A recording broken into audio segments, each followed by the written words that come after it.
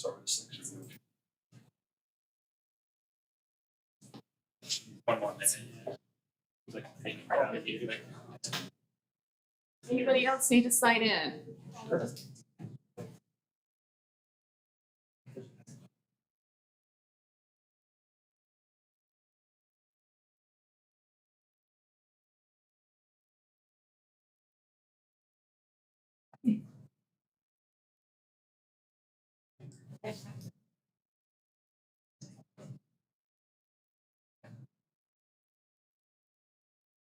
the point of signing. So we know what addresses have come and gotten information inserted and so that we can reach out to you. Okay.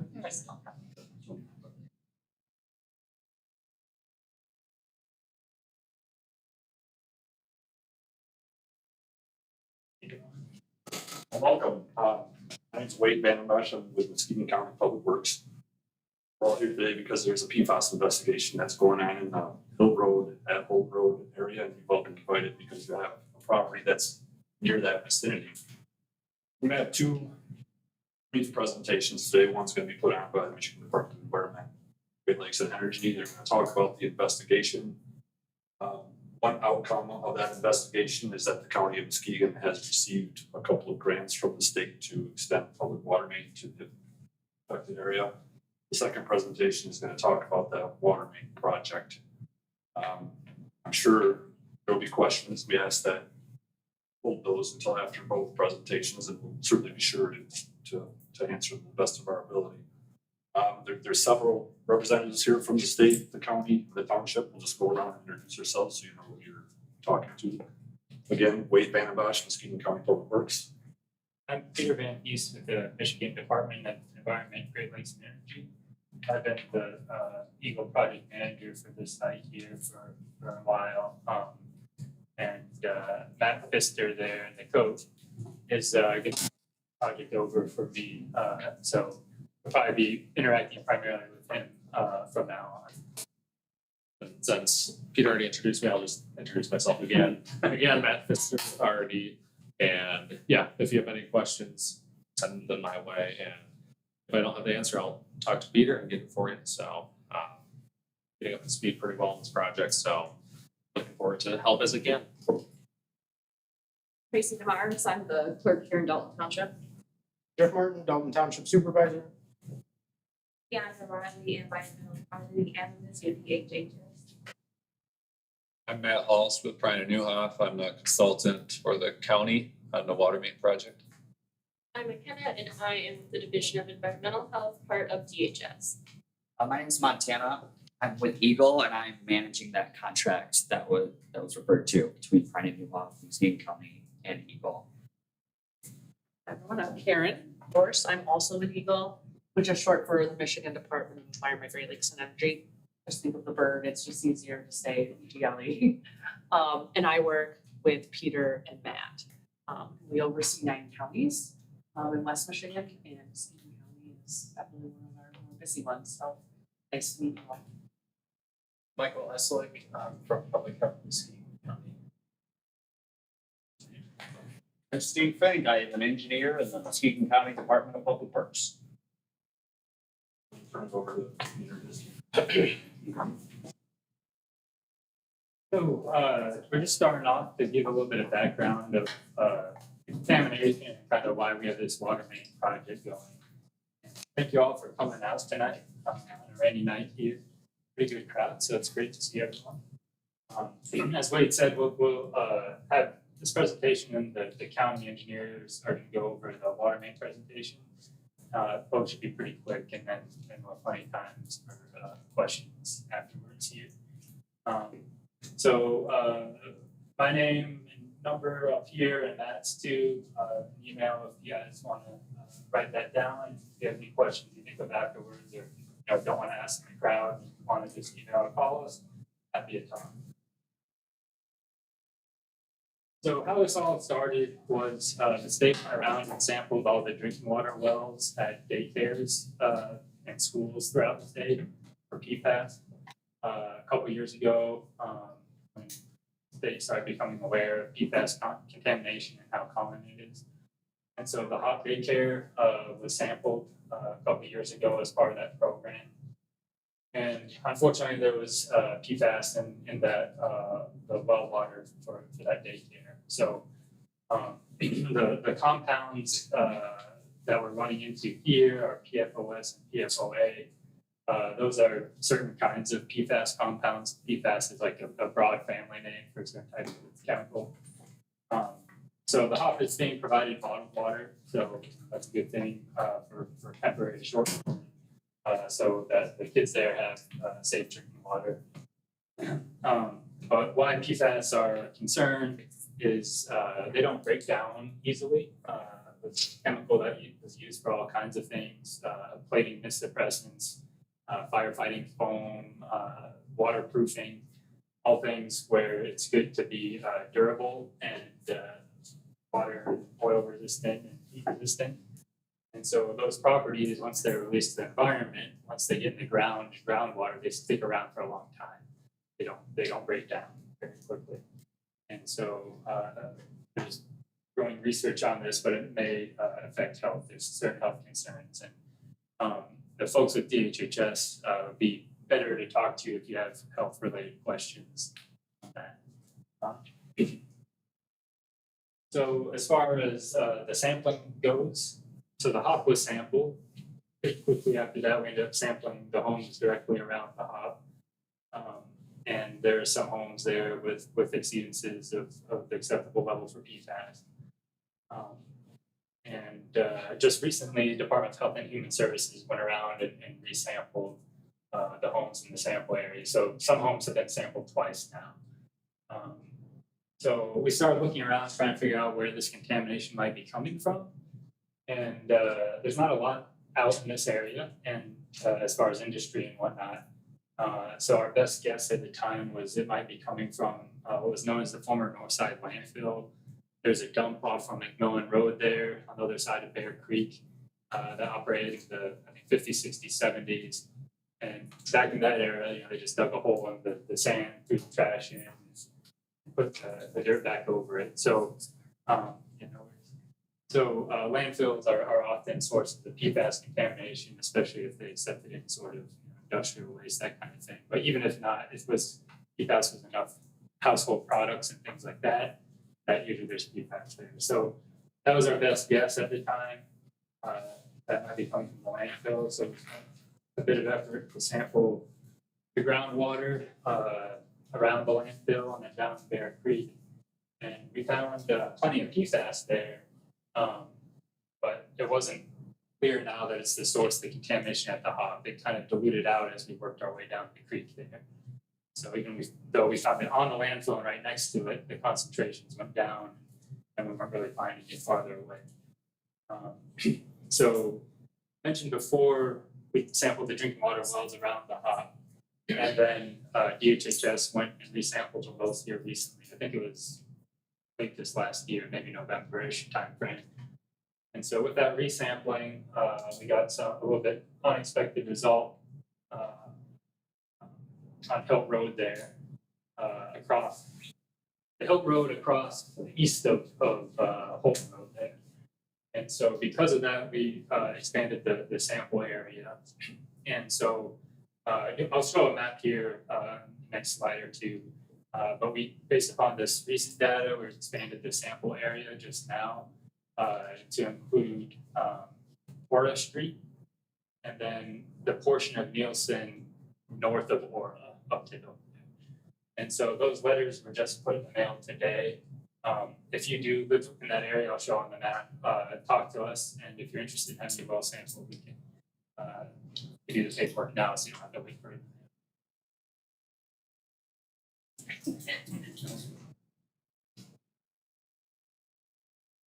So here's the sample area in the hop area. We actually sampled some homes up by Northside landfill too, but that's off from that. Didn't find much up there in the drinking well water. But the problem area we've had is been kind of around the hop there, and then now we're starting to see it, the wells we're sampling east on Hill Road there. So the yellow is the area we have been sampling for a while. And then this lime green area up to the yellow with Aura and Nielsen Road there. That's where we're gonna be sampling starting now. So if you live in that area there and you're interested in having your well sampled by the state, it's free. You just need you to sign the form giving us permission to do it. And then our contractor can come and collect that sample for you. So just a little bit of a summary of what we've seen here. So we've sampled 19 drinking water wells so far. And there's 38 homes in this new sample area. So we obviously want to sample every single one, but we can only sample if we get permission to do so. So with the 19 samples we've collected so far, there's been 5 wells near the hop that have had detections of PFAS above the DHHS comparison value in at least one of those 2 samples. So for reference, the max detected concentration of PFOS out here is 34 parts per trillion, and DHHS comparison value is 8 parts per trillion. So a couple times higher than what's the health value. So because of this contamination, the state awarded a grant to the county for connecting the hop to a city water line here. And we also did a separate grant for connecting the homes around the hop there in the area of concern to that water line. So as it exists right now, the grant has 9 homes, actually it's 8 homes, 1 business within that area that are part of the grant for a free connection to the municipal water line that's going to be constructed. But as we do more sampling here, that may change. So we are always adjusting based upon the information as it comes in. So right now the grant is 9. There's a potential that may expand here depending what we see. And based upon the recent results, that grant very likely here is going to be amended to add a few more homes here. Right now we're in the process of doing that. And so this investigation is ongoing. There's a lot we don't know. Learn more each time, get some more samples. But in the meantime, if Eagle has offered you that free city connection, we can encourage you to consider it. Obviously, it's your choice if you want to or not, but it is being offered because either your well sample has been above the health-based value, or you're right next to it, like in between 2 homes that were above, something like that. So if we're offering it, it's because we see that potential risk, and so we want to offer that for free. And so here's a map. You'll see a much nicer one with the engineering presentation, but roughly you see that bright blue line that goes up Holton Road and then down Dalton Nielsen. So that's the approximate path of the city or the municipal water line they're going to put in the county system here. And the hop's going to be connected, and then those bright blue circles are in the area that's offered the free connections as of right now. Again, dynamic situation that may change, but that's part of the grant right now. So if you're looking at a map and say, hey, I think I live right there and didn't get a piece of paper, let us know, and we can look at that address and make sure you got the right form. And if you want it, then you can look at it and sign it and get that free connection if you want. Just want to point out again one more time. So there's that sample expansion area. That's where we haven't sampled yet, but we will be here very shortly. And again, letters are in the mail, but if you live in that area and want to be sampled, we have the forms today, and then we can get that arranged. So up next is Montana Kowski. He's with our drinking water program. He's going to talk a little bit about the actual grant. He administers the grant that's making all this happen. Yeah, which you kind of did a lot, so thank you for that. So as Peter said, my name's Montana, and as we've also discussed a little bit, there's this grant from the state of Michigan to extend these water mains. And with the way funding works, how we got sample results in, not everybody is being offered this connection right now, but as Peter also said, this is a dynamic situation where we're increasing sampling and everything of that nature. So as he mentioned, I have sent letters out to the mail to everybody who is eligible. It looks like this.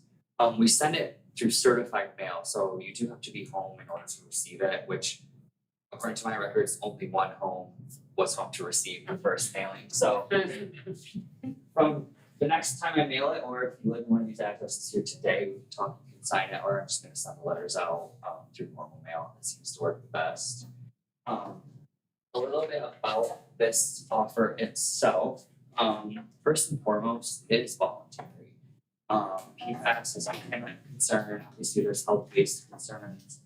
But it's one of those things where sometimes it might feel like the state's coming in and telling you you have to do something, especially because there are some stipulations to receiving these funds. So first and foremost, you would have a water bill in the future. I know living on a well is great. I grew up on well water, just pay for electricity and maintenance of the well. But in this case, you would have to pay for a quarterly fee, whatever it is in Muskegon County. And we also do require the abandonment of your well that you are using now, which is something that's difficult to make a decision on as well, because you have to water your grass or fill up your pools, what have you. But that is a requirement just because we're using these funds to protect the public and environment now and into the future. So let's say if you sell your home or anything that happens in the future, that's why we have you abandon your well.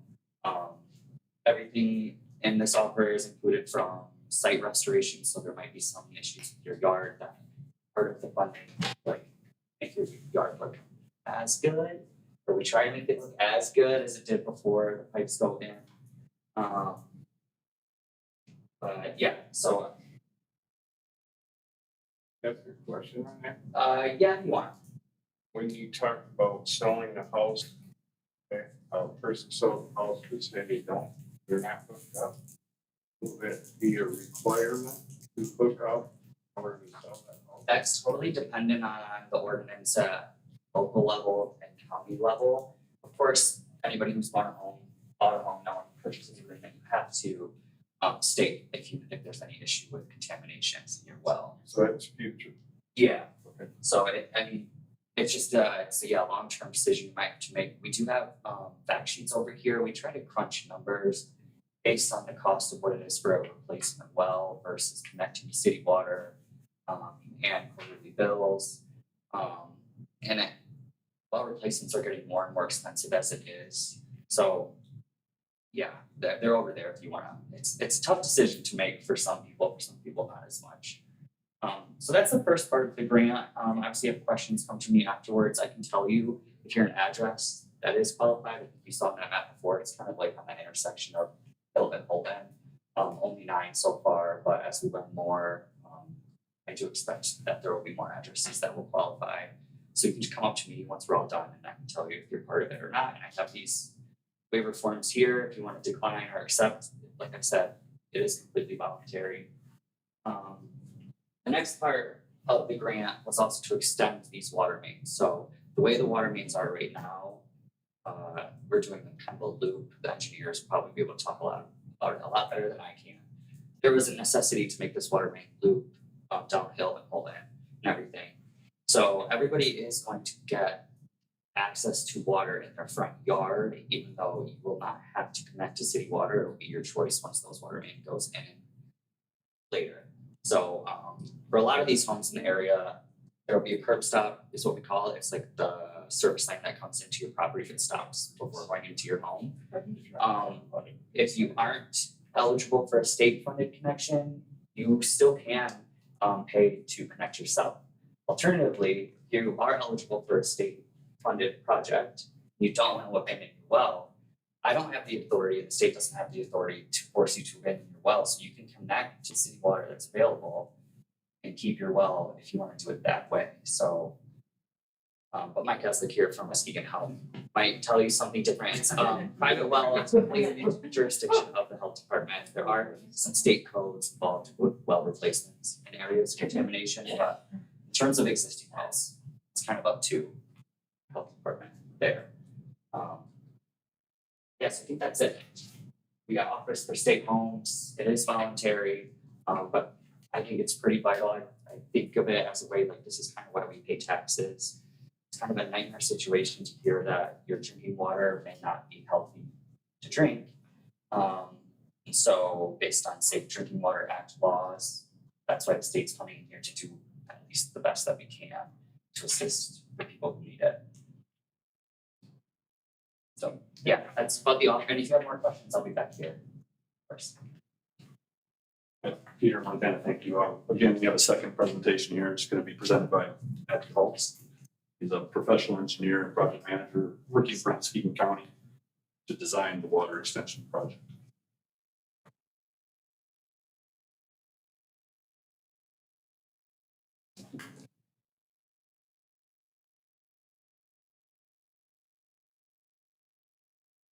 Thanks, Wade. Again, I'm Matt Halls, Brandon Newhoff Engineering.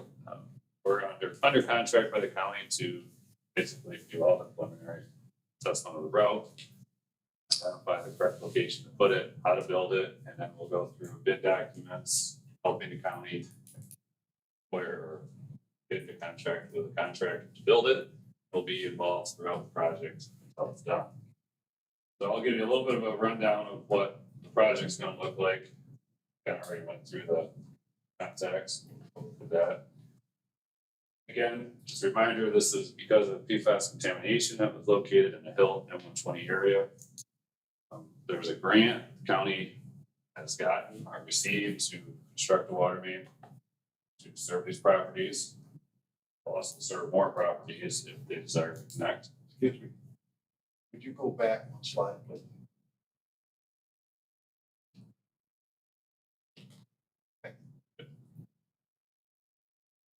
Like I said, water main or water connection will be available to all the properties along the route.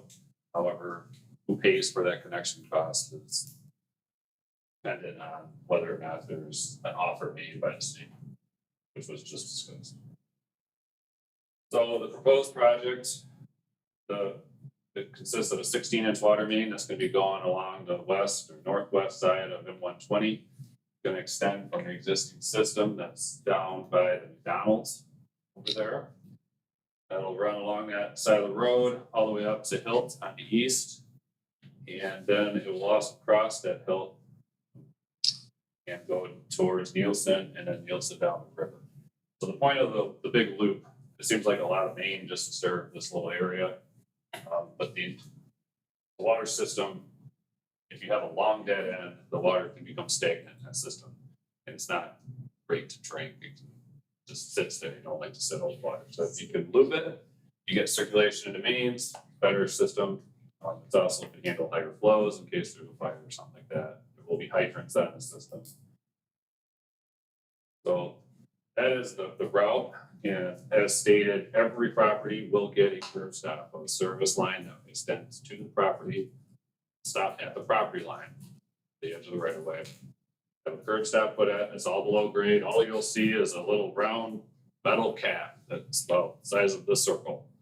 It'll sit in your grass, and if you never use it, you'll never see it because it'll get buried by your lawn. But that will be there to connect to if at some point you want to and choose to. For those that did accept the offer and we're connecting, then we will actually be extending lines up into your property, going into your house possibly to connect. And hopefully not having to replumb that, but basically get to that point so that we can get rid of your water. So if you're one of those, we're gonna get real close and become real friendly inside your house, but we'll try to not make a mess. Do those lines actually show the route, or is that just approximation? I'm talking about whether one side of the road or the other. That is, current plan is to be on those sides of the road. So like I said, it'll be on kind of the north, we'll call it the north or the west side, that big preference is. It'll be on the north side of Hills and the west side of Nielsen.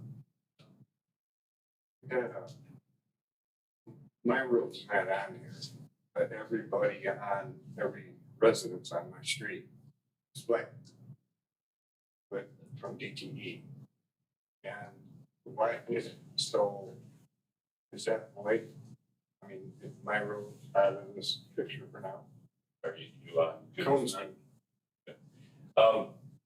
Coonsman is not part of the project. least I'm not, I'm going to address because of what was discussed. So what we did in preparation of this project, we took soil borings in M-120. In order to do that, we had to call in a missed dig, which causes those flags. My guess is DTE just got a little crazy and went down. Or something else going on, but that is not really indicative of our project necessarily. That was the whole thing, we called, nobody was here for my road. Okay. And. Oh, yeah, okay. Construction of the project is gonna be alongside the road. Some places we will be taking some pavement out, traffic on 120 is fun during the project, and closing the lane throughout. But we'll try to get in and out as fast as we can. Clearly going ahead on my slides, since this is all the connections. Like we repeated, not required to connect.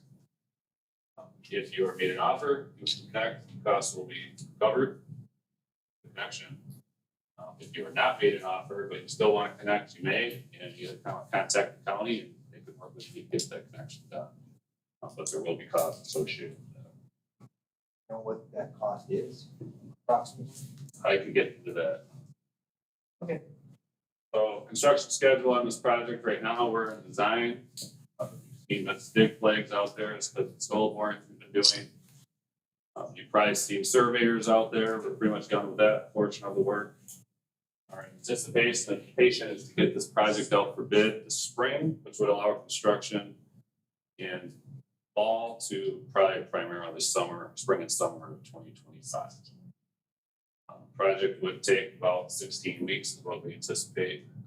Exactly what section is done at what time, I don't know that. That contractor could determine that, but they might start on 120 or they might start on Nielsen. We would know that at that time. And prior to the project, all the residents along the route would be notified, letters, possibly meetings, so that you would know what's coming.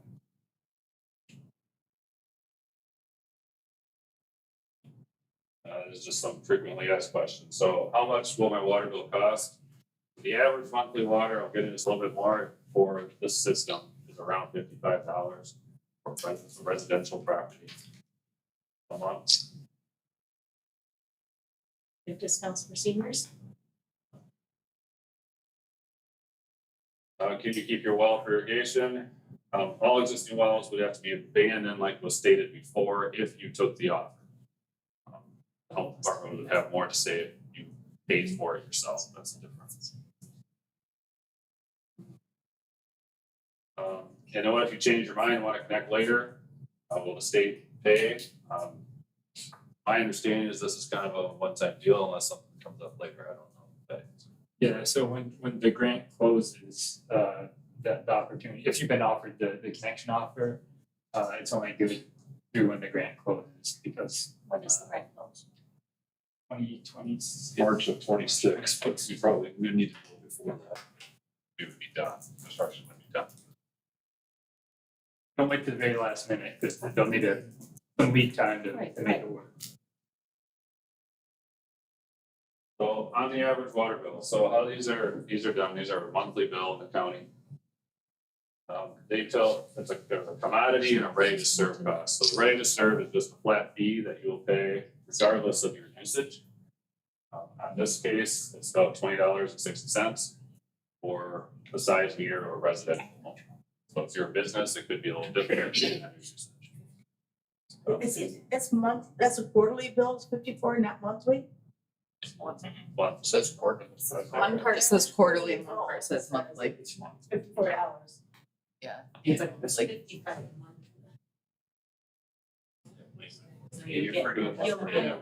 It's each month they come in. Well, I apologize. It's months, of course. Third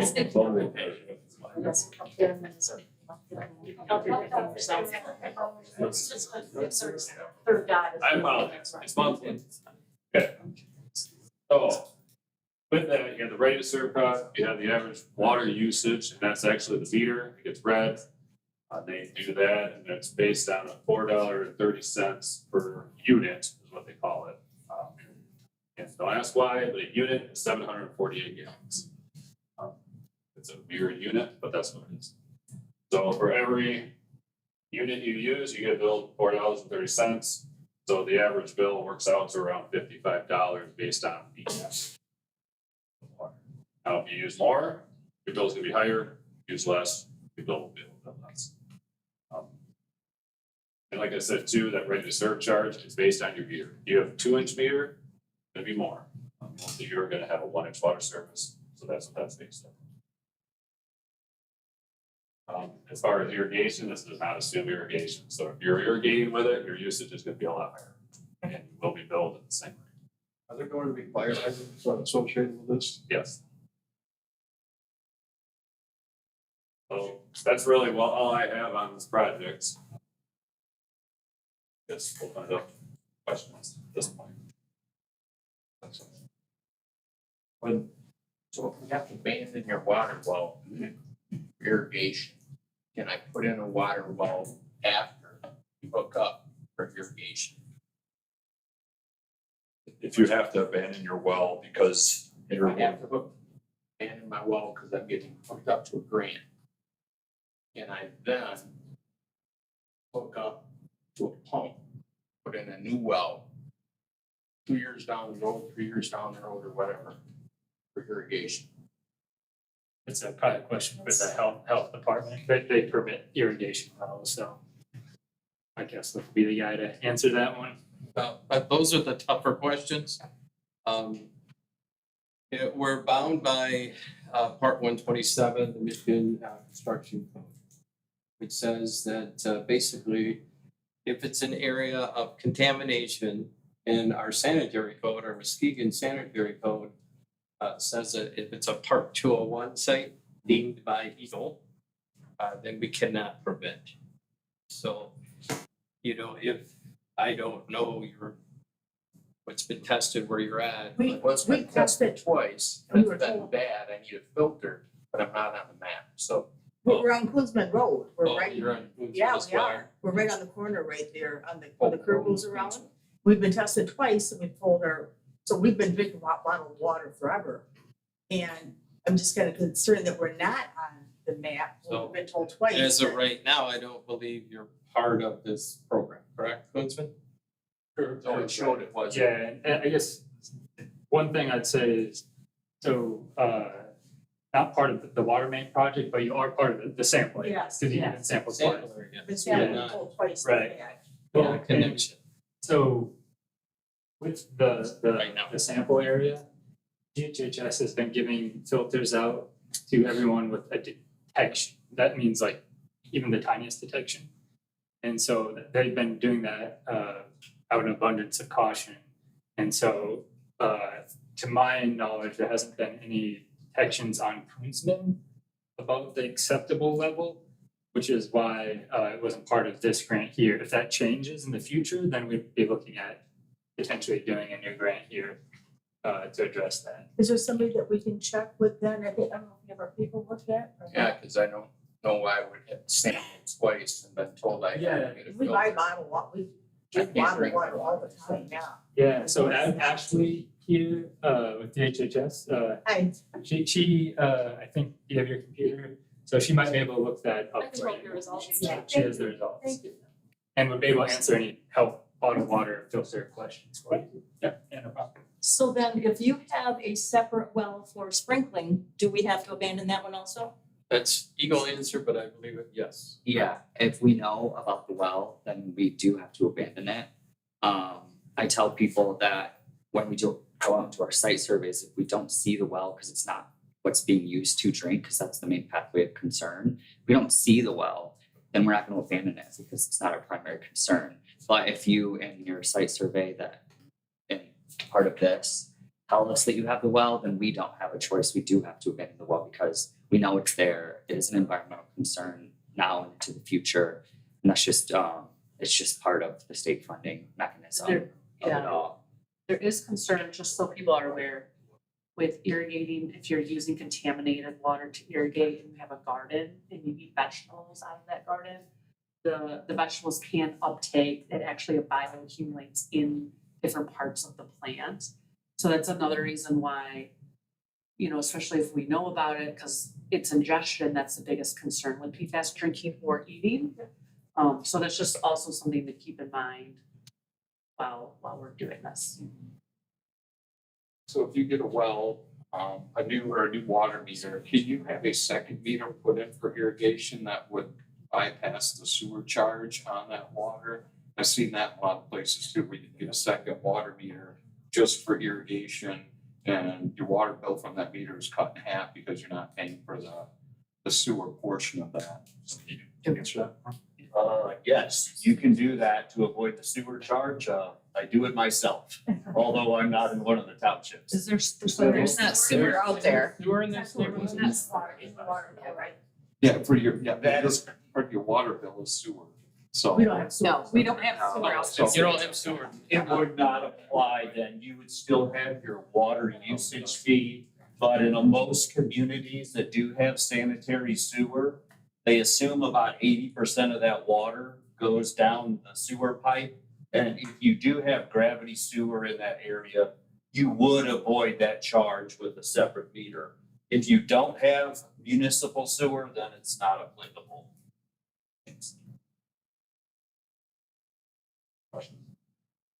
So they wouldn't be being charged that fee to begin with, right? Because they don't have sewer.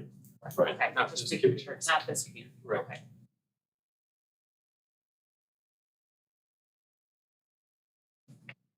I think Dollar General. Dollar General's not in. Yeah, it's outside the sample area right now, so. Cause I live right next door to Dollar General. Yeah, so are you within the sample area? I don't know. Yeah. Okay, well, we can talk afterwards and we'll look up the address and let you know. Yeah, it's close. I think you're just south of the same way. I'm sure. Cause you're south of the rock store. Yeah, there's not. Tennessee hasn't again. Oh, the new one, too, storage is one of those next door, so I don't know if that's you. Yeah.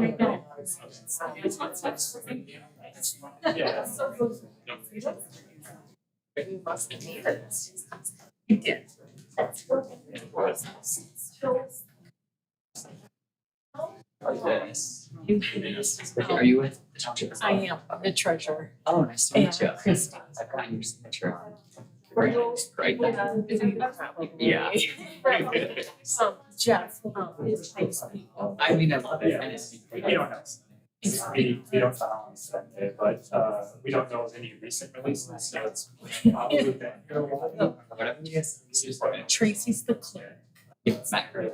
Yes, And, in the back of our minds here is this new sampling coming here.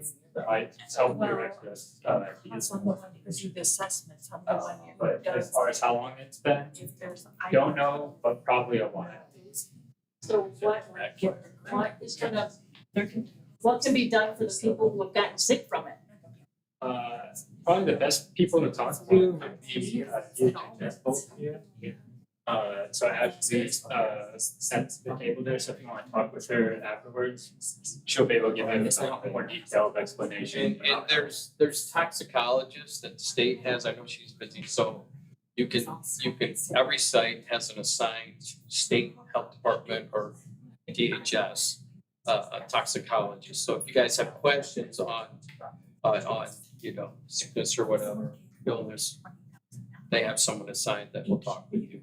I'm assigned to your site, so I can, any questions you can call me whenever. So you can see the sample area in that. I guess. So no, the Dollar General, right here, I think. I don't So, qualify for I grant, don't because know they're if it's around, but still wanna yeah, help. it's been, the sample area is expanded up here. I think there's one house here that's been stored. How old is it? About four. That house there hasn't tested. Right next to This one, this one was part of the sample area before, if that's what you mean. Is this the one? You're saying the green line is the Dollar General, then the storage. Well, this is Dollar General here. That's. So it's outside the. It's up. Yeah. It's not in the area. Outside this way. But again, Yeah. so we haven't collected a single sample from this area yet. It's a one-time installment on your winter You just got- bill. Yeah, we just, but it's interested on. You're come pay it off next time. Gotcha. So you're on a hill. You don't have to pay it. Yeah, so I think. But I just, I want to know. We did some sampling here and Besides, based on some results that we they. just have some. So I'm right on the corner of M-120 and Hills. I have not been tested. I'm right next door to the storage unit. Someone can't afford to put it all in but want it, they'll just the other way. Oh, okay. No. So the storage units were right here. You're in the yellow line, within the yellow line.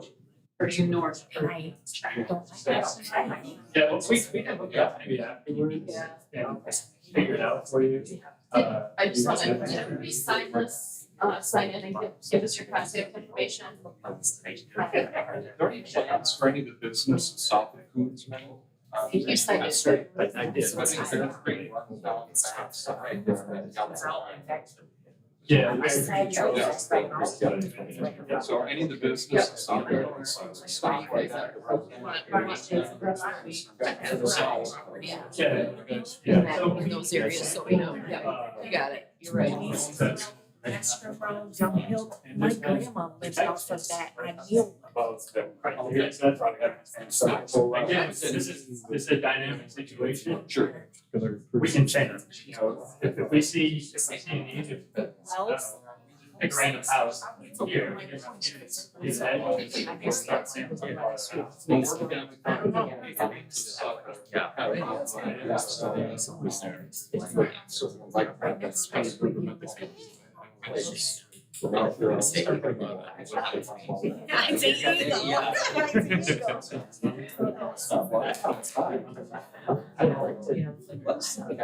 It's an eagle.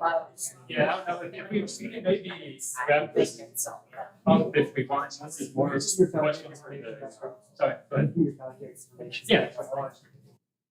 And we'll have Dalton Township, I'll get the map, I'll get, pre-class questions and some information, contact information from the state and the. Can you just print us a copy of what we're sent today? It's a challenge right now. Let's see if they're.